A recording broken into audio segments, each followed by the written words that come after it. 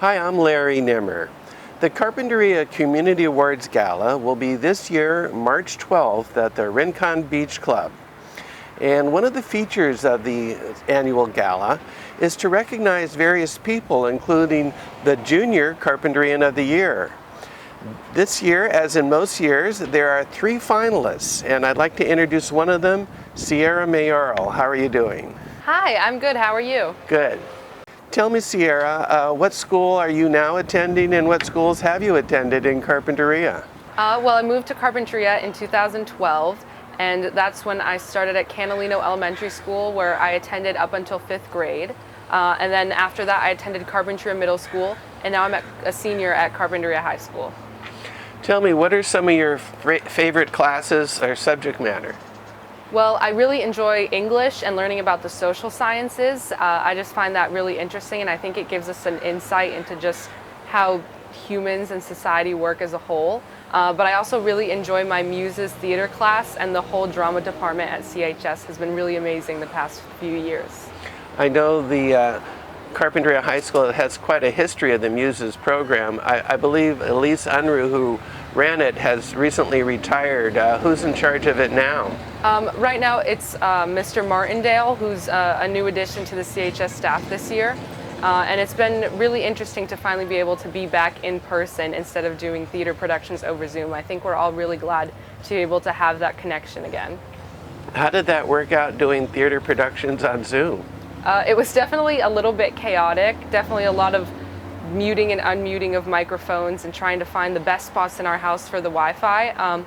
But I believe last year and the year previous as well, Ms. Unruh really did an amazing job of taking the opportunity to teach us theater history and so much more that we're usually not able to cover during the regular year. And now we're able to take that knowledge and apply it to our in-person productions this year.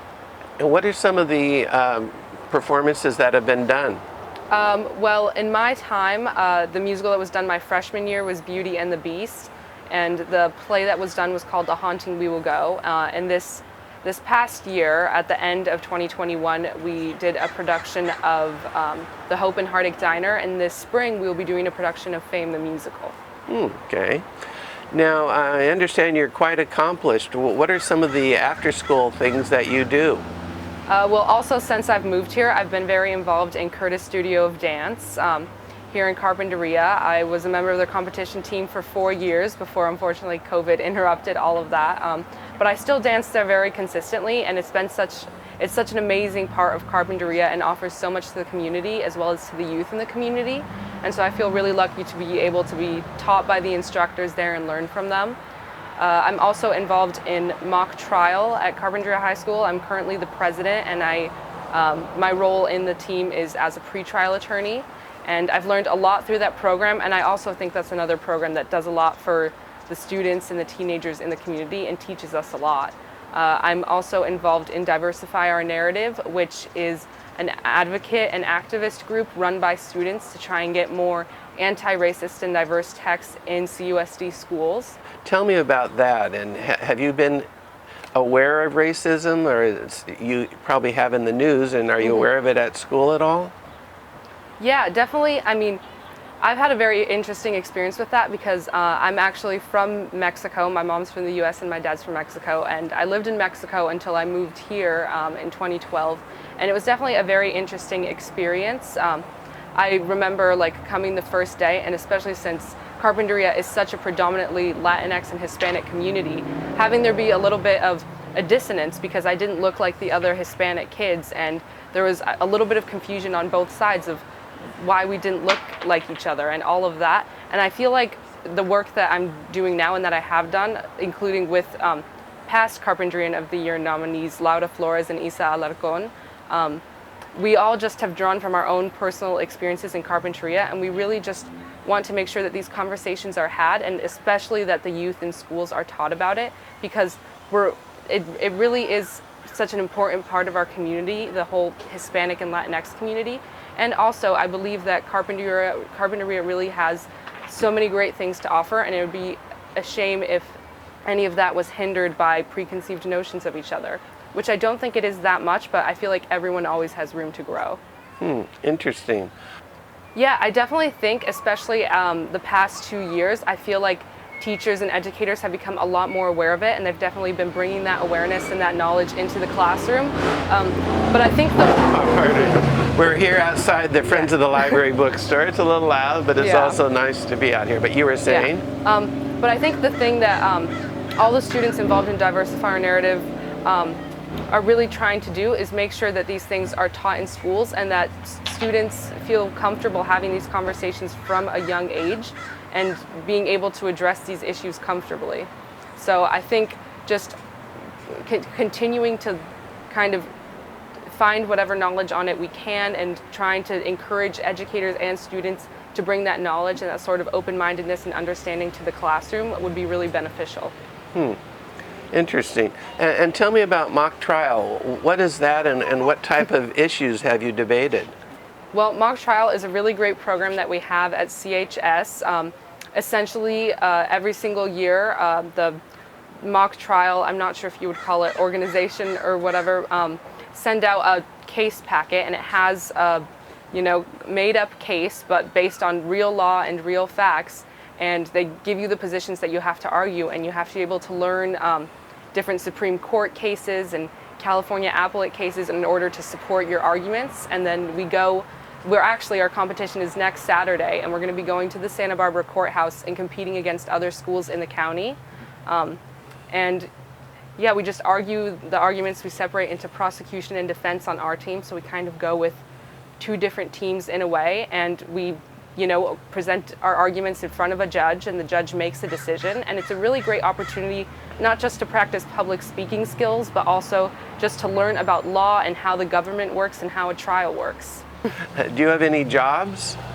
Yes, I currently, for the past few years, I've been babysitting and dog sitting around the community, but I also work at the Good Plow restaurant right down the street. I've been working there since August of 2021, trying to save up money for college. Nice. Well, where do you hope to go to college? Right now, I applied to 15 different schools this fall, and I've been accepted to 3 in New York early action, which is really exciting, but I'll hear back from all the rest next month. And I did apply to UCLA and UC Santa Cruz and a few other schools in California, but I also applied to schools in New York and Massachusetts and Vermont, so I have no idea where I'll end up, but I really, really like all the schools that I applied to, and I'm excited to see what happens in the future. Well, what do you want to study, and what do you want to do professionally? Well, I'm kind of interested in what I feel like are different interdisciplinary studies, so things involving global studies, foreign languages, film, because I feel like film and media, and I feel like this is something we've especially seen with COVID and with all of us having to get more familiar with technology in the past few years. Film and media have such a power to connect us and to spread information, and I feel like that can be a tool that can be harnessed in order to not just help us, bring more representation of people in the media, but also just help see our perceptions of each other and help spread people's stories, similar to the work I was doing with Diversify Our Narrative. And I also think that can be applied on a global scale as well, which is why I'm also interested in studying global studies and foreign languages and foreign policy, because I think media is also an interesting tool for helping other countries and other cultures of people also understand each other better. Where do most young people see their media these days, and what are the different media platforms? TikTok I feel is very popular, and YouTube has also always been popular, as well as Snapchat and Instagram. I personally don't currently have any social media, but I do look things up just on Google. I do watch videos on YouTube. But I do feel that social media has been interesting in a way because it's kind of a double-edged sword. It does have that ability to spread information and to give people platforms that might not have previously had platforms, but that's also a plus and a bonus, because then there's also the danger of spreading misinformation. And so I feel like in the future, I hope to work with media and potentially make films that have amounts of research going into them, that have factual basis, in order for people to see things that are actually true, not spreading misinformation, but actually educating people about different topics. Why do you not have social media accounts? Over COVID, I think at the beginning of high school I did have Instagram, but I realized over COVID, and it was actually specifically when the like social justice and Black Lives Matter movement was really strongly happening in the summer of 2020, I realized that I was becoming so desensitized to so many of the things I was seeing. I would scroll on Instagram, and within the span of like 10 seconds, I could see a picture of a kitten, I could see a picture of my friends at the beach, and then I could see a video of a Black man being like murdered by police. And I realized that like all of those things were hitting me without enough time to process them all. And it was really taking a mental toll on me, especially since I wasn't having any social interaction at the time. And so I just came to the conclusion that it would be a better use of my time to not see these things on social media, but instead read articles about them, read petitions, read statistics from credible news sources, instead of relying on people's opinions of the subject matter as my source of information. And I also feel like that's why it's not just important to consider what you're seeing on the media, but also the media itself and the whole dynamic of it. What do you mean by that? I mean, at previous generations, I feel like have the perspective of having, pre-social media life and post, but my generation has essentially grown up with it our entire lives. Even though we weren't necessarily walking around with Instagram at 3 years old, we were at 11 or 13, and those are extremely formative years, and so that's the way we're used to communicating with each other and interacting with each other. But I mean, some people can have 24-hour long conversations on social media, but as soon as they get face to face, don't have anything to say to each other. And I feel like that's something we really don't stop to consider, and it's just the normal for us, and I don't see why it should be. And I think that's something we need to think about more and really confront, which I understand is hard. I had to confront that with myself when I went through my process of deleting social media. I felt like I would be missing out on things, but I realized that actually I became more, this might sound cheesy, especially to other teenagers, but I really did feel more fulfilled once I deleted it, because I didn't realize how extreme the mental toll it was taking on me until I didn't have it anymore. Interesting. Do you have any other interests or hobbies outside of school? I know dance, acting, reading. Reading, yes, I definitely do really like to read, and I feel like that's kind of storytelling and just stories in general, I feel like are kind of a through line with me. I've loved stories ever since I was little, and just I feel like so many of the things that I've been involved in have involved that, telling stories through dance or through acting. I've done volunteer work at the Alcazar Theater and the Carpinterian Art Center, where I got to see kids making art firsthand and telling stories through their art, and then also having the ability to have Osa Olsen at the Alcazar Theater teach me production and lighting design, and how that can contribute to the telling of a story. And so I feel like whether I'm out here involved in the community or just reading a book at home, just stories are something that I'm really passionate about and really enjoy, and that's what takes up most of my time. Nice. So fiction reading mainly? I think for a while I was reading fiction, but I've actually been getting really into nonfiction lately, or historical fiction, just because I think it's so interesting. Of course, it's amazing to escape to a fantasy world for a little bit, but I think books based off reality and based off true accounts really give us so much insight into the world, into who we are as people. I was recently reading a book called, I'm trying to remember what it's called. I think it's called Yale Needs Women, and it was about the experiences of the first group of women that attended Yale University once it decided to start going co-ed. And I thought that was really interesting, and I feel like so many people are also scared of reading nonfiction because I think it's just facts and figures, but really it's just the real life accounts of people. But yeah, I think just reading and understanding other people's experiences is something that is really important and that we should take more time to do. So where did you come from in Mexico, and what are your thoughts about Carpinteria? Yeah, so I lived in a small town in Mexico in Baja California Sur called Loreto. And my dad, who's from Mexico, is originally from Laguna San Ignacio, which is San Ignacio Lagoon, and it's this very small rural fishing village. All the families there have lived there forever. All my side of the family on my dad's side lives there. And yeah, it was very interesting. Definitely, my side of the family there definitely lives in a very rural community, and it's definitely very different than the United States, obviously, but what I find really interesting is that the town that I lived in, Loreto, is right between the ocean and the mountains, and it's essentially about the same size as Carp, and everyone knows each other.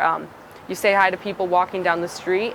And so I feel like even though I was nervous to move to the US, coming here and seeing the similarities and the parallels was very comforting to me, and finding that Carp is also a town where everyone knows each other, where you go downtown or to the grocery store and you run into people you meet all the time. And I feel like that's something that I definitely don't take for granted and see as a huge privilege to grow up in two communities that were so nurturing and welcoming. Well, what brought your parents to Carpinteria?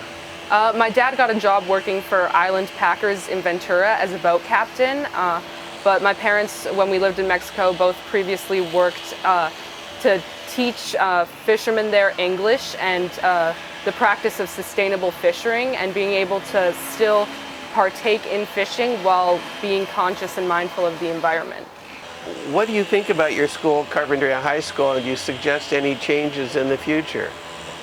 Carpinteria High School, kind of like I said about Carpinteria before, is really great because it's so small and everyone knows each other. I was actually talking to my friends about this the other day, and we feel like it's not really a school where you can get lost in the crowd. No matter what, at least one person is going to see you and know who you are, which, again, I think we take for granted how wonderful that is to have growing up, and what a great environment that is to come of age in. But I do believe that one way Carpinteria High School can improve is by bringing in more conversations and lessons about race, about different cultures, about diversity, especially, again, as a predominantly Hispanic community. I believe having more lessons in history about that, more books in English classes by Black, Indigenous, people of color authors would be really beneficial, especially with such a predominantly Hispanic community, and being able to not just educate other cultures about each other, but also making people feel seen in their education. Do you have any suggestions to other students or their parents on how kids can do well in school and well in life? Yeah, I've had a few people ask me this, especially families that I know with incoming freshmen, and really my main advice would just be to get involved with things. I think part of the reason I've had such a great time in high school is because I've been involved in mock trial, because I've been involved in muses and all these different things, but that could go for anything, for people involved in sports, for people involved in all sorts of different clubs. But I think getting involved in something, trying to find what you're passionate about and finding a community around that was really key to my success in high school. Nice. Is there anything else you'd like to say? Not at the moment, but I think just thank you so much for the honor of being a finalist for Junior Carpinterian of the Year. I'm really grateful for it, and I think it's an amazing program. Well, thanks so much to Sierra Mayoral, and good luck to you in your future life, and we'll see you at the Community Awards Gala. Thank you.